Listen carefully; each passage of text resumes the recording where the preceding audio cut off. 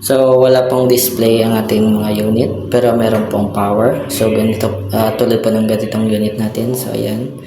So ayan, may power po siya pero walang display. So una po natin gagawin, tanggalin itong battery. Then itong memory. So tanggalin natin. So kasi minsan memory lang yung problema ng unit natin. So ang gagawin natin, eraser natin. So ayan. So, dahan-dahan lang. Ito, eraser natin. So, ayan. Magkabilaan po. Ayan, ayan. Then, wag po nating, yung hawakan yung gold line. So, wag po nating hawakan yan. Kasi masisira po yung memory natin. So, ayan. Ilalagay na po natin. Ayan. Then, lagay natin yung battery. So, yung battery. Wait lang. So, lagay natin yung battery. Ayan.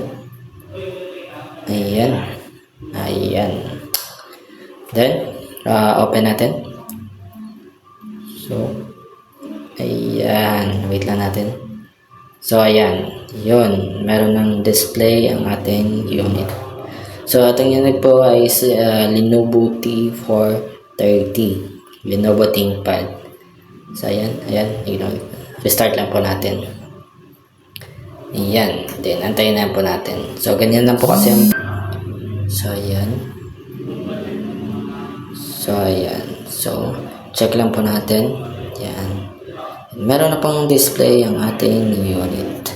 Please like and share, poke, neck, adding video, salamat, poke.